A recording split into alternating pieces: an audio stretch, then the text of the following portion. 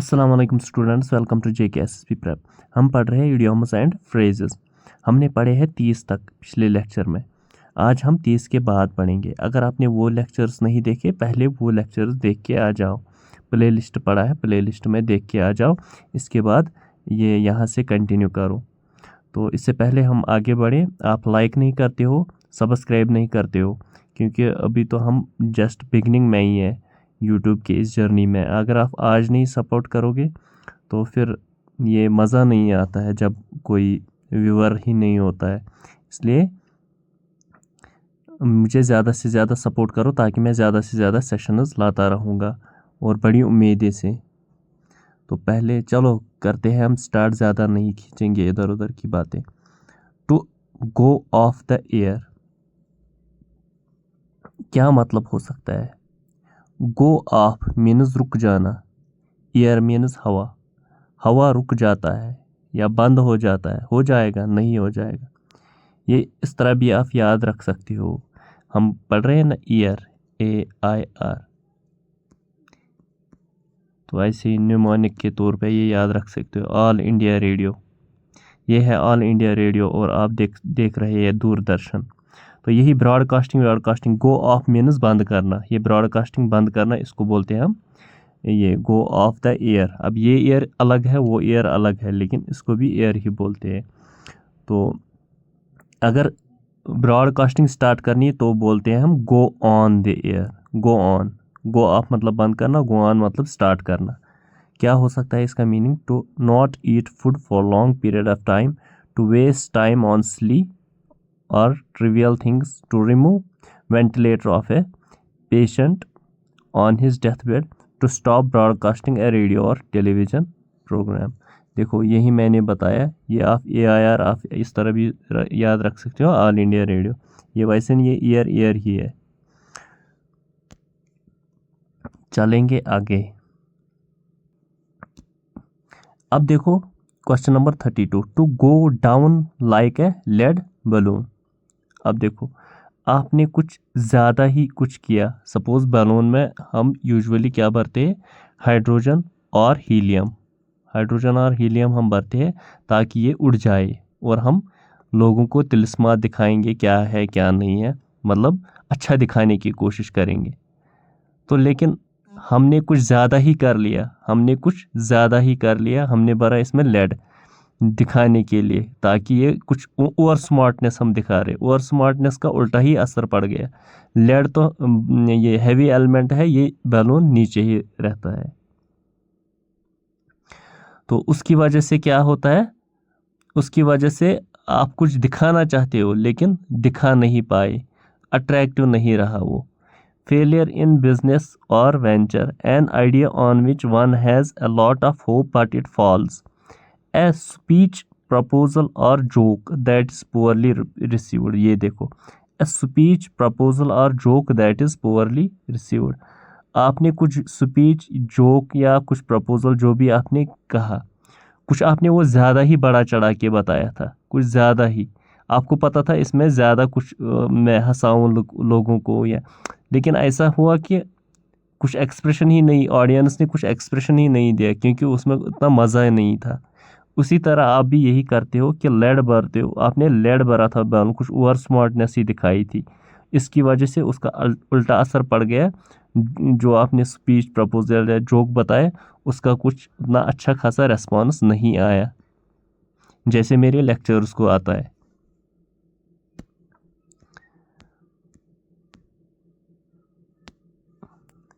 Get your walking papers. देखो इसको मैं ये भी, जैसे हम ये बोलते हैं ना, बोरी बिस्तरा बांध के चले जाओ, इसी तरह गेट योर वॉकिंग, ये इंग्लिश में बोलते हैं get your walking papers. Get your walking papers क्या होता है? ऐसे ये नहीं होता कि वॉकिंग पेपर्स हो जिस पे हम चलते हैं वो पेपर्स, ऐसे नहीं है। ये पेपर्स एक्चुअली वो पेपर्स है जो आपको मजबूर करते हैं चलने में, रन अवे करने में। मिसाल के तौर पर आप लीव लिखते हो, इसको भी हम वॉकिंग पेपर बोलते हैं। आप लीव लिखते हो, वो भी एक वॉकिंग जिसकी वजह से आप चले जाते हो। या आपको फायर कर दिया गया आपको या जॉब से निकाल दिया गया, वो आप भी उस टाइम भी वॉकिंग पेपर रिसीव करते हो। या आपने रिजिग्नेशन दिया, वो भी वॉकिंग पेपर मतलब चले जाना या जॉब से हट जाना या कुछ ऐसे ही मतलब है। To be received gracefully, to get fired from the job, to sign on papers, compromise. देखो get fired from the job ये भी आ सकता है इसका आंसर। यहाँ कोई लीव पे चला जाता है या कोई रिजिग्नेशन मतलब ऐसे वैसे है। इसकी मीनिंग यही है, get off the papers, walking papers.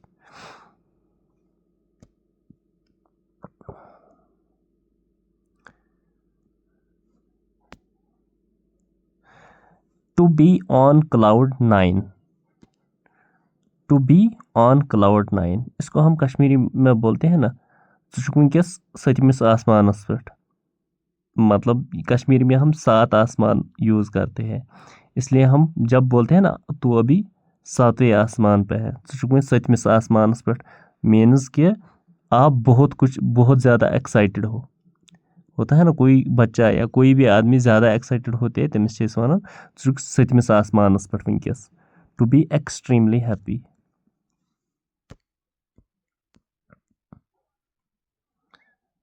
देखो अब आ गया आपके पास ये तो सीधे वर्ड ही है।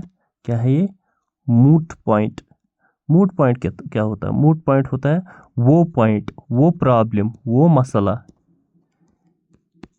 जो डिस्प्यूटेड है, जो नेगोशिएबल, जो मतलब जिसको वो मतलब ज़रूरत पड़ती है हमें नेगोशिएट करने के लिए, करने के लिए, वो पॉइंट जो पॉइंट ऑफ डिबेटेबल है होता है ना, उसको हम बोलते हैं मूट पॉइंट।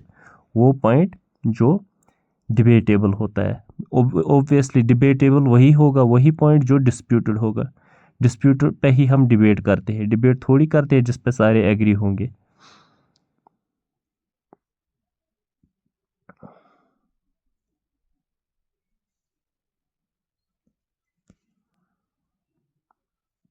तो इसका आंसर आएगा डिस्प्यूटेड। अब देखो to face the music, music हम वैसे भी यूज़ करते हैं, to face the music. Suppose बच्चा कोई गलती करता है ना, मैं आपको ऐसे कश्मीरी में समझाता हूँ ये, या आपको याद रखने के लिए, वरना ये इसको ये मीनिंग नहीं है। कोई बच्चा गलती करता है ना, तो फिर हम इसको डांट डपट देते हैं, वो क्या करता है, वो फिर रोने लगता है। जब वो रोने लगता है ना, फिर वो ज़्यादा ही रोता है, फिर हम इसको बोलते हैं ये साज मवाए ज़्यादा, साज कर बंद, ऐसे बोलते हैं हम इसको साज के तौर पे।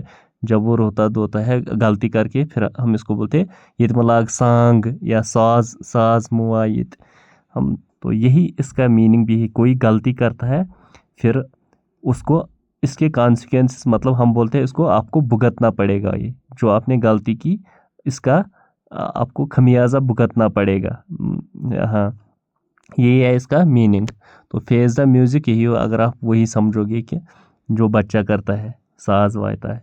तो disparage someone, to enjoy a musical concert, to bear the consequences, to be hard of hearing। देखो टू बेयर द कॉन्सिक्वेंस, आपने कोई गलती की उसका खमियाजा भुगतना पड़ेगा। साज शीचा वायुन जरूरी। Get the message, get the message, इसको हम कश्मीरी में क्या बोलते हैं? गेट द मैसेज, युकुन बोजन या आया समझ, सतोरिया फिक्र। ज़्यादातर हम यही यूज़ करते हैं इसको, सतोरिया फिक्र, जब हम कोई पॉइंट इम्पोर्टेंट कुछ बात करना चाहते हैं किसी आदमी के साथ, हम ये एश्योरेंस के लिए यूज़ करते हैं, क्या मुझे जो मैसेज पहुंचानी थी क्या उसको वो समझ में आ गई। हम इसको बोलते हैं बार बार फिर सतोरिया फिक्र, मतलब उसी से ये रिलेट कर सकते हैं get the message. Communicate using secret language, fire someone from job, understand what is implied by a remark or action, find it difficult to understand or ये देखो understand what is implied by a remark or action, जो आपने बताया क्या आपने वो समझा, जैसे हम बोलते हैं चतुर्य फिक्र। अब देखो ये मज़ेदार, ये टू एक्सेप्ट द गॉन्टलेट। अब देखो, अगर आपको ये गॉन्टलेट पता नहीं है, फिर आपको कैसे इसका मीनिंग ये निकाल सकते हो। गॉन्टलेट होता है जो फौजियों वाला ग्लोव, जब उनको गन चलाना होता है ना, गन, अब देखो गन चलाना होता है तो ये गन, इसका ये गर्म हो जाता है जब ज़्यादा गोलियां फेंकते हैं। मतलब जब आप हमला करने के लिए जाते हो ना, कोई ये एनकाउंटर के लिए, कोई आर्मड पर्सन हो, वो क्या करते हैं, वो वो ग्लोव्स होते हैं उनके, वो लेदर वाले, वो बहुत ख़तरनाक, जो हीट रेजिस्टेंट होते हैं, वो जल्दी पहनते हैं और निकलते हैं ऑपरेशन के लिए। अब ये मैं बता रहा हूँ टू एक्सेप्ट द गॉन्टलेट। अब कोई आपका ऑफिसर है, वो बोलेगा ग्लोव्स पहनो। अब जो जो आदमी जल्दी जल्दी ग्लोव्स पहनेगा, उसका मतलब है वो मतलब तैयार है ऑपरेशन के लिए। ऑपरेशन तैयार करने के लिए मतलब उसने चैलेंज एक्सेप्ट किया ऑपरेशन का। पूरा वो साजो सामान लेके, मतलब जो साजो सामान ये बांधता है ना, इसका मतलब वो चैलेंज करने के लिए एक्सेप्ट। जो नहीं पहनना चाहता है ना, वो धीरे धीरे पहनता है या ऐसे ही करता है, वो उसको हम बोलते हैं आप थोड़े डरे हुए, सहमे हुए हो, आप ये नहीं करते हो। इसी को हम बोलते हैं टू एक्सेप्ट द चैलेंज।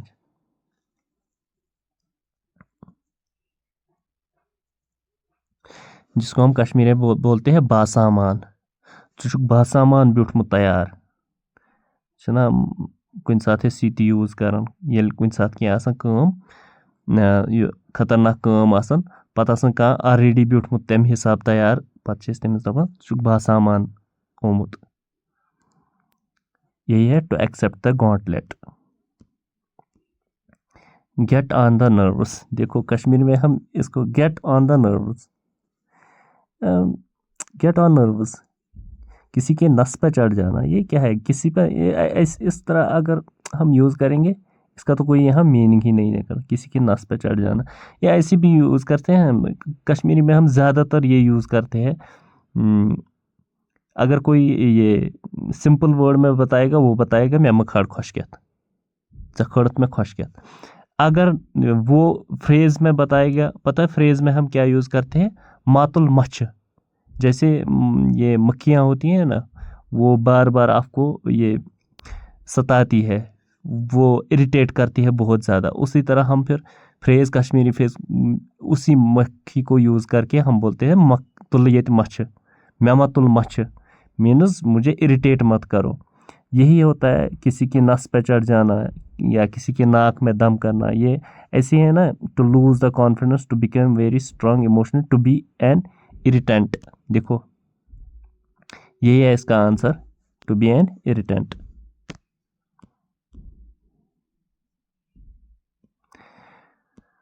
अब देखो, ये भी देखो टर्न अप। कभी हमने ये, कभी ऐसा होता है ना कि सपोज आप पढ़ाई करते हो, आपको एग्जांपल दूंगा मैं। आपने कोई सपोज बुक रखी, वो नीचे रखी, या कोई पेज जो आपको ज़रूरत है मटेरियल, वो नीचे रखा, फिर उसके ऊपर ऊपर ऊपर सारी बुक्स बाकी आप ढूंढते हो कहीं नहीं मिला।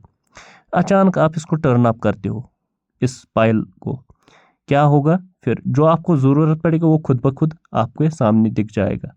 वो अभी तक तो छुपा हुआ था, लेकिन जब आपने टर्न अप किया वो खुद ही दिख जाएगा। ये मैं ऐसे एग्जाम्पल के तौर पे बता रहा हूँ। तो इसका आंसर क्या हो सकता है, to take a right side, appear, to get lost, disappear. देखो टर्न अप होता है अपीयर होना, जो मैंने यहाँ एग्जाम्पल के तौर पे बताया। टर्न अप, जब आपको किताबें ढूंढनी पड़ती है, आपने वो नीचे रखा होगा, फिर आप टर्न अप करते हो, या इसी तरह भी आप याद रख सकते हो।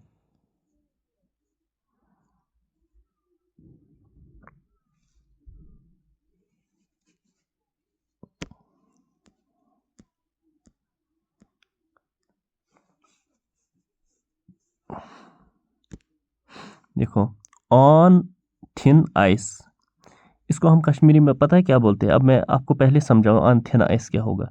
सपोज ये है डल लेक, डल लेक, आपको क्या पता चला, पहले पहले आपको पता चला कि ये मोटा मोटा आइस है, लेकिन आप आगे आगे आगे आगे चले, यहाँ तो बीच में गर्मी होती है क्योंकि पानी जल्दी ठंड नहीं होता है, तो आप आगे आगे बढ़े, यहाँ तो थिन आइस है। अब आप कैसे चलोगे, अब आप बहुत आराम से चलोगे, जब आप बहुत मतलब ऐसी सिचुएशन होगी यहाँ तो रिस्क है, अगर आप ज़्यादा तेज़ चले डूब जाओगे, नीचे मर जाओगे। इसलिए क्या करते हो आप, आराम आराम से इतनी रिस्की सिचुएशन में चलते हो ताकि अब हम ये है डल लेक का सिचुएशन, ये होता है। अब आपको ये समझ में आया होगा डल लेक पे हम थिन आइस पे किस तरह से एक डिफ़िकल्ट सिचुएशन में होती है, बहुत रिस्की सिचुएशन होती है, डूब जाने का खतरा होता है। On a thin ice, on a thin ice को हम और एक बोलते हैं, क्या बोलते हैं कश्मीरी में, फैस पेट। बुशुस फैस पेट या बो ओसुस फैस पेट, मतलब बहुत रिस्की सिचुएशन उसके लिए होगी। To endure a harsh winter in a precarious और risky situation, to keep failing after repeated efforts, to keep one's cool even in a tough situation.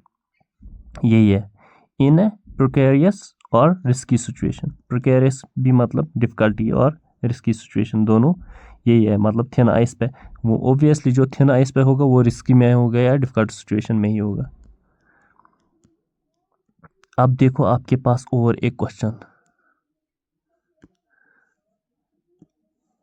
To go to somebody's head, किसी के sir में घुस जाना, ये क्या होता है किसी के सर। अब आपको मैं इसकी एग्जांपल देता हूँ। सपोज अगर आप एक नॉर्मल, आप SR के हो, शाहरुख खान मिसाल के तौर पर, अगर आप जब तक आप ये पता, जब आपके दिमाग में ये चलता है आपके हेड में, अगर आपके हेड में ये चल रहा है कि मैं एक मैं आदमी हूँ, ए मैन, जैसे ह्यूमन्स होते हैं वैसे मैं भी हूँ, तब तक तो ठीक है।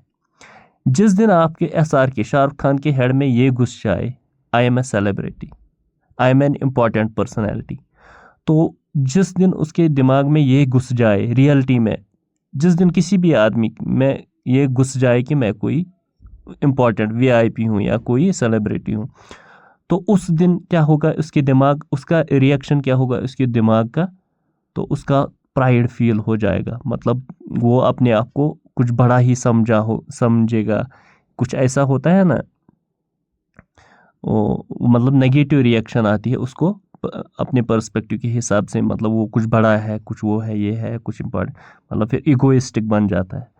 क्या होगा इसका answer, to complain to the highest authority, to make the person think that they are very important and that makes them less pleasant person। देखो यही मैं बता रहा हूँ, to have huge ego, to have huge ego नहीं, to go in someone's hand, पहले कुछ घुस जाता है दिमाग में, फिर वही उसकी नेगेटिव रिएक्शन आती है।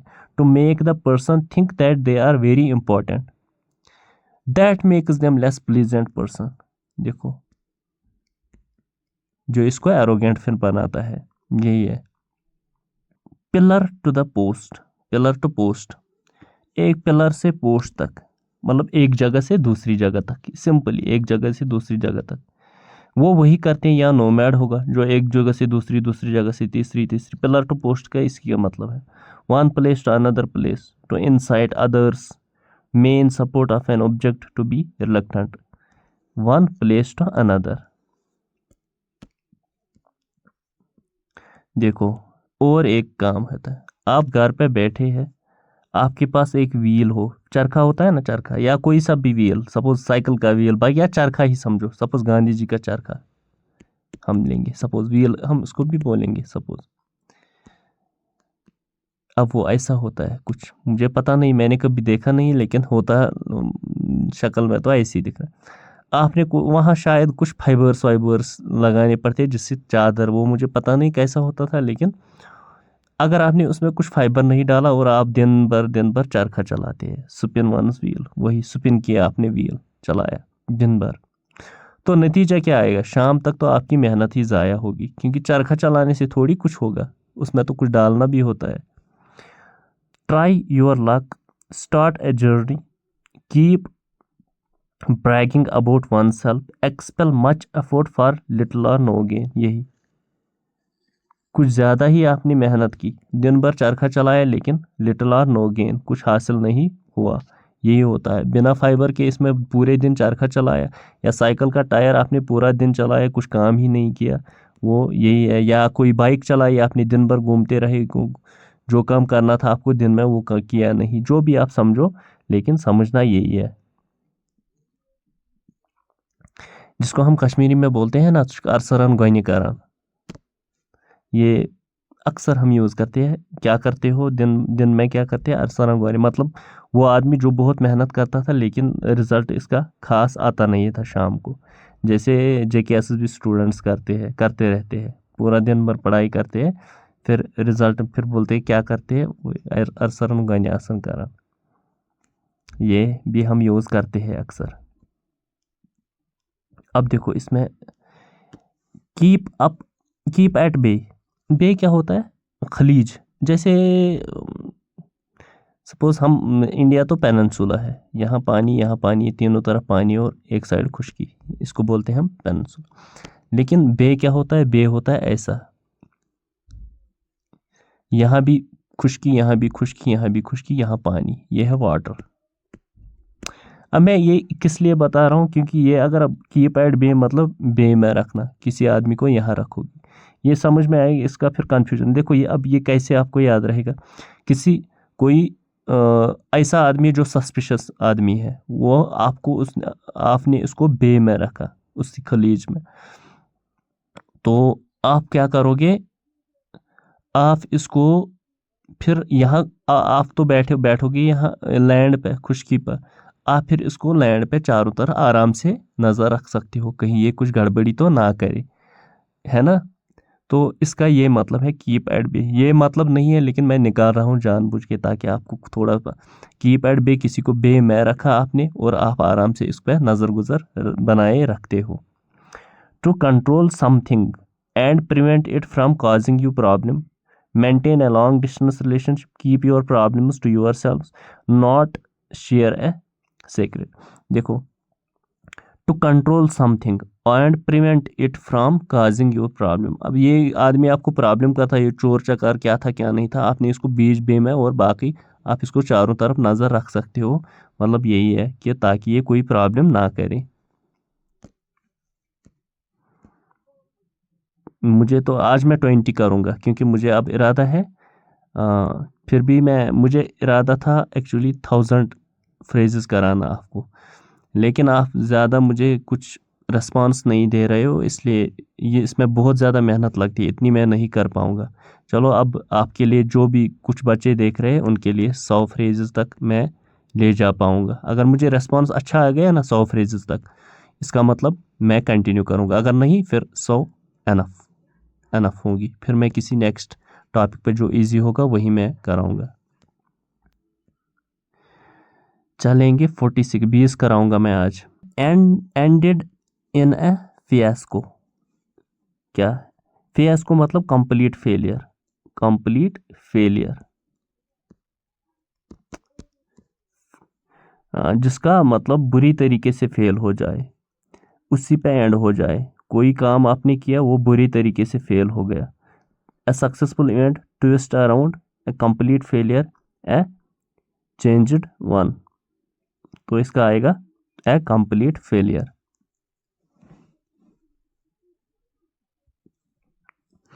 जिसको हम बोलते हैं बुरे तरीके से डूब जाना।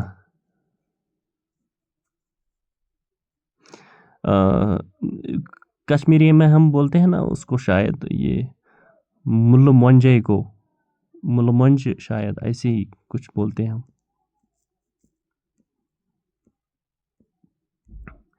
ऑन ए टेंटर हुक्स का मतलब क्या है, ये भी आपको देखो, मीनिंग तो आपको पता होनी चाहिए। टेंटर हुक्स होते हैं वो हुक्स जिन पर कपड़े सुखाते हैं, तो वो हैंगिंग होते हैं, बेचारे परेशान होते हैं। कपड़े जब तक वहाँ होते वो मतलब ऐसे होते हैं ना, जैसे कुछ मतलब परेशानी होगी, उसी तरह मतलब ऐसे होते हैं ना, कोई हैंगिंग। ये कश्मीरी में भी हम यूज़ करते हैं, बुश अलहुंद। सपोज मैं आपको बताऊं इसका meaning, and disorganise in A disorganised manner, speak quickly, flattery in an anxious suspense. देखो, इसको बोलते हैं हम इन एन एंक्शस सस्पेंस। तो ये किस तरह हम यूज़ कर सकते हैं, लेकिन इन एन एंक्शस सस्पेंस, तो वही है जिसको हम बोलते हैं बुशस अलहुंद, मीन्स कुछ ऐसे टेंशन रहता है ना दिमाग में जो आपको कुछ काम नहीं करने देता है, या कुछ और, मतलब वही हुक की तरह, मतलब जैसे कश्मीरी में हम ये बुशस अलहुंद में से दिमाग और इसी तरह हम यूज़ कर सकते हैं ये इन एन एंक्शस सस्पेंस। ये आप टेंडर हुक भी यही ये वही हुक है जो हम बोलते हैं बुशस अलहुंद, हुक पे ही लटके हुए होते हैं। मतलब यहाँ वो टेंडर हुक होता है जो कपड़े सुखाने के लिए यूज़ होता है। To have a sigh of relief, ये तो हम यूज़ करते हैं, ये गलत नहीं हो जाएगा आपको, क्योंकि कभी, अब मैं क्या एग्ज़ाम्पल दूंगा आपको, ये एग्ज़ाम्पल, हाँ मिसाल के तौर पर कोई बीमार, कोई एक्सीडेंट हुआ खुदा ना खास्ता, या कोई ऑपरेशन करना पड़ा, थिएटर में है अब, या इमरजेंसी में कोई सा भी ऐसे पेशेंट है, तो उसके 10-20 जो हमसाया होते हैं, अपने रिश्तेदार होते हैं, नेबर्स होते हैं, क्या होता है वो आसपास इसी ये ऑपरेशन थिएटर या इधर उधर घूमते रहते हैं, सारे परेशान होते हैं। लेकिन जो ही वो फिर बाहर आता है ना, ऑपरेशन करके थिएटर से बाहर आता है, जो नॉर्मल वार्ड में लाया जाता है, तो सारे आराम से बैठते, फिर आपस में बात भी नहीं करते, आराम आराम करते हैं सब। अब साई ऑफ रिलीफ, मतलब अब कुछ थोड़ा रिलीफ मिला, अब सारे बोलते चलो सब सिचुएशन ठीक है, साई ऑफ रिलीफ मिल गया। मतलब ये तब मिलता है साई ऑफ रिलीफ जब कोई खतरनाक परेशानी होती है किसी टाइम के लिए, फिर वो परेशानी टल जाती है, तो साई ऑफ रिलीफ मिल जाता है। कभी अगर आप वो उसमें प्लेन में चढ़े गए, तो हवा धक्का देता है, कभी जहाज़ को इधर उधर पलट जाता है ना, इधर उधर करता है वो, तो फिर परेशानी हो, टर्बुलेंस से थोड़ी परेशानी होती है, लोगों को रोक चलाना लगती है। फिर जब नॉर्मल हवा चलती है, फिर बोल साई ऑफ रिलीफ, अब कुछ नहीं है, अब रिलैक्स हो, फिर सोने लगते हैं सारे। तो ऐसे ही समझो आप, ये देखो क्या है इसका answer. To suddenly feel very happy because something unpleasant has not happen और has ended. To feel silent anger over real or perceived injustice, to become very tired with routine or boring work, to feel extremely sad over someone else's misfortune. देखो, to suddenly feel very happy because something unpleasant has not happened or has ended.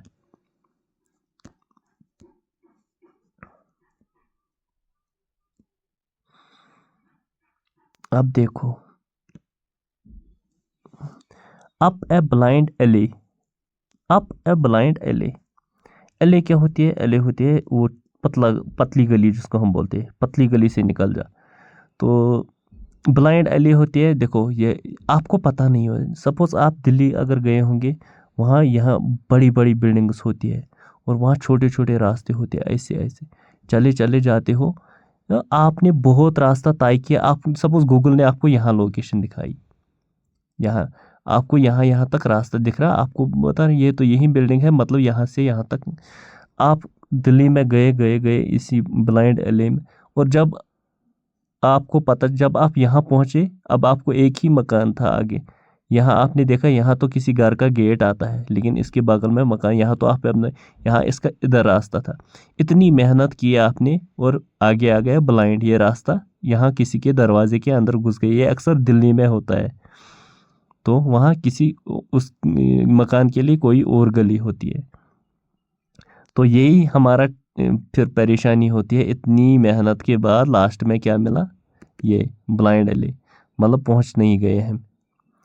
One can enjoy thrills only if one takes risk, not warning a person who is in danger, following a course of action that is certain to lead to an undesirable outcome, hiding something intentionally from another person. देखो, following a course of action, कोई action आपने की, that is certain to lead to an undesirable, और जिसकी हमें पता भी होती है कि ये लास्ट में अनडिजायरेबल आउटकम, जिसका आउटकम ठीक नहीं होगा, वही काम करना।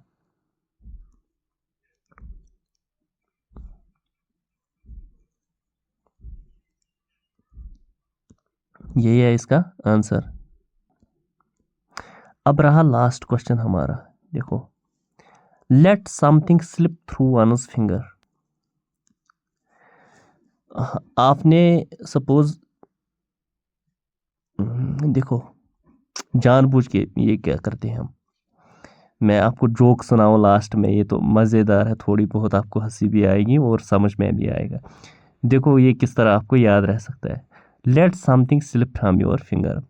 आपने बहुत खाना खाया है, मतलब या चाय पी, बाकी चीज़ें, और आप रास्ते में अब घूमने शूमने गए। वहाँ पे एक कोई हमारी माँ बहन वो तहरी ये बांटती है, और आपने क्या कि आपने खाना खाया, लेकिन आपको चाहते हो कि मैं, क्योंकि वहाँ उसमें थोड़ा गोश्त का टुकड़ा जिसको हम बोलते हैं नाटफुल है। आप क्या करते हो, आप जानबूझ के ये उंगलियां फैला के रखते हो ताकि जो वो डालेगी हाथ में, वो जो चावल है वो नीचे गिर जाएगा उंगलियों में से, और ऊपर रुक जाएगा उंगलियों में खाली वो नाटफुल। तो आपने जानबूझ के छोड़ा क्या, वो राइस वाइस, क्योंकि आपको खाना नहीं खाना था, आपको बस नाटफुल पे नज़र थी, आप वो खाना चाहते थे। तो वही उसी तरीके का कंसेप्ट है ये। मतलब आपने कुछ छोड़ दिया और कुछ पाने के लिए कुछ आपने छोड़ दिया। ये मतलब आपको अच्छे से अब याद रहा होगा, क्योंकि ये फाइनेस्ट जोक मैंने आपको बताया, ये आप रिलेट करते हो और आपने ये बहुत बार किया होगा। Not able to understand a difficult concept, to waste an opportunity to achieve something, lose a wedding ring, to let off certain unpleasant things. देखो अनप्लीजेंट तो नहीं होता है, आप कुछ अपॉर्चुनिटीज़ मिस करते हो टू अचीव समथिंग। वो भी अपॉर्चुनिटी है, ये भी नाटफुल भी अपॉर्चुनिटी थी, तहर भी अपॉर्चुनिटी थी, और आपने क्या किया, तहरी को नीचे गिर, ये उंगलियां फैलाई, नीचे गिर गया और नाटफुल ही आपके हाथ में आ गया। वही टू अचीव समथिंग, और आपने कुछ खो दिया। यह उस रिलेटेड भी होता है, कभी कभी हम एक जॉब को छोड़ देते हैं, फिर दूसरे जॉब को पकड़ लेते हैं। हम जानबूझ के इस जॉब को छोड़ देते हैं क्योंकि हमें पता है आगे नया जॉब बड़ा, इससे बड़ा आने वाला है। कभी होप ये सेशन आपको अच्छा लगा होगा। आज हमने पूरे 20 क्वेश्चंस किए। अगर आपने मुझे अच्छे से सपोर्ट किया, चैनल को सब्सक्राइब किया, मैं कंटिन्यू ये सेशन रखूँगा, और होप ये सेशन आपको अच्छा भी लगा होगा, क्योंकि इसमें बहुत मैंने अपने तरीके से आपको याद कराने की कोशिश की। आप भी उसी तरह से याद रखोगे। आज के लिए इतना ही। Thank you.